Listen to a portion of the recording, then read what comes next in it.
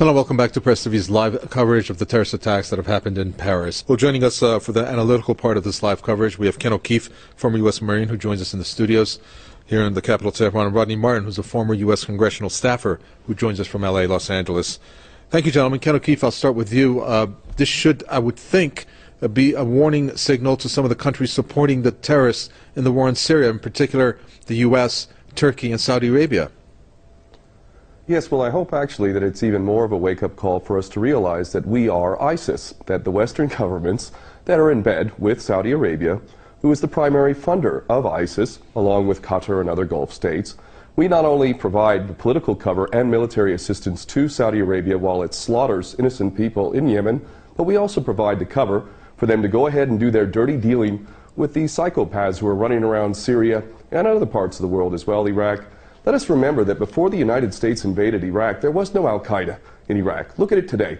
Let us also remember that when Gaddafi was in power in Libya, there was very little al-Qaeda. And in fact, now we look at it, and it's an absolute basket case full of these operatives. And we look to Syria as well as yet another example of where these problems were actually quite under control in terms of al-Qaeda. In fact, Bashar al-Assad was assisting the United States, this is all on record, in a very meaningful way. In fact, many of the tortures that were being carried out were being done by Bashar al-Assad, or at least his regime, in order to extract information from people that we were supposedly fighting. I believe that it is beyond any doubt for any sensible person to realize that not only is the United States providing the financial cover, military cover, political cover for these terrorists through our proxies, but we've also, in pure technical sense, provided the training for these people in Jordan, and Turkey, another one of our best friends, has been shuttling these psychopaths across the country from Turkey into Syria for a long time now. So, the idea that the West is actually fighting a war against ISIS is beyond ridiculous. So what we really need to do is start realizing the fact that we are ISIS, and the reason why our corrupt, treasonous governments are carrying out these policies is because they do not represent us. They represent the bankers, and the bankers make a hell of a lot of money off of war, and more importantly, as long as we're all fighting each other, as long as we're all not trusting each other, as long as we're all simply being played as pawns over and over, then they can maintain this tyrannical system of never-ending war. So this is really the wake-up call. What has happened in Paris is us. We are responsible through our corrupt governments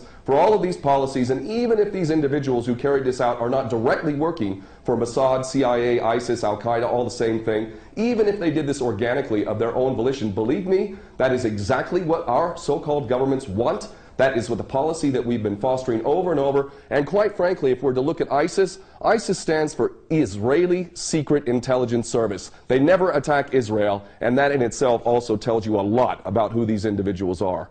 Well, some of the events there, Ken O'Keefe, that our guest Rodney Martin talks about in terms of Islamophobia being created again, or more policies to exercise against Muslims, well, maybe this is what the intent is behind these attacks. If there are any hands at play behind the scenes of some of the countries involved in this so-called war on terror. Well, indeed, that's the case, and it's just more of the same now, isn't it? Now, I'm a non-Muslim, and I am angry at the way Muslims have been portrayed around the world. I have lived in Muslim lands, and I have experienced some of the greatest hospitality and generosity that you will ever experience, and yet Muslims in general are being associated with this monstrosity, this most recent monstrosity known as ISIS, which again I say is Israeli Secret Intelligence Service, and also Al-Qaeda previous to that, Al-Nusra Front. All of these things are intended to smear Islam as a whole, 1.8 billion people on this planet, to associate them with this sort of madness, when in fact it is us in the West that are creating this stuff, funding it, very much protecting it. In fact, America has been providing air cover to these psychopaths in Syria and Iraq largely, and we see that when Russia comes in and actually does something constructive, look how long many of these men are shaving their beards and running off with their heads, tails between their legs. It is really, really, really disgusting that people have been conned into thinking that Muslims have anything to do with this. And let us harken back to the original incident which has caused this madness known as the war on terror. The so-called 19 hijackers in Osama bin Laden is one of the greatest fairy stories ever created. The idea that this man in a cave in Afghanistan on dialysis was masterminding this incredible operation in the United States with 19 so-called hijackers wielding box cutters, Mohammed Atta among them, snorting cocaine and hanging out with strippers in Florida, that these people are responsible for this event in defiance of the greatest military machine in the history of mankind, never mind all of the evidence that's come forward that makes the official version of 9/11 beyond ridiculous. Muslims did not carry out 9/11. In fact, those who blame the Muslims, primarily the Jewish supremacist Zionist-controlled media of America and the government which is controlled by these Jewish supremacist Zionists in America, all of them parrot the same ridiculous, tired old line that Muslims are responsible. And this is an agenda which is intended to create a clash of civilizations. And if we are smart as people, we are going to see the agenda for what it is, and we're going to realize that those who are collaborating in this agenda need to be held to account for literal war crimes and crimes against humanity. And I'm including in that not just the politicians and the military, but those in the media who have perpetuated these lies, because there is no way that they could possibly believe this nonsense. These people have literally sold their soul to the service of the devil. This piece of breaking news that's at the bottom of the screen, Ken O'Keefe, that states, it's a message from Assad to Hollande. France suffered on Friday the brutality of terrorism that that has plagued Syria for more than 5 years. That's quite telling in terms of what Syria has experienced. Your reaction to that statement? Yes, it is truly incredible that we listen to anyone, whether it's Francois Hollande or Obama or any of these other puppets, as if anything they says has any merit whatsoever. There is no moral authority at all in the West. When these people get up, they are an embarrassment to all of us who have a functioning brain and a heart. These people are traitors, whether they come from France or whether they come from Britain or America, and everything they say is to be taken as complete and total rubbish. The idea that France and the West is not directly responsible for the mayhem that has been occurring in Syria is again beyond ridiculous. We know for a fact how we've been supposedly funding and supporting the moderate rebels. There is no such thing. Even recently, a U.S. general admitting that there may be 4 or 5 of these people in Syria.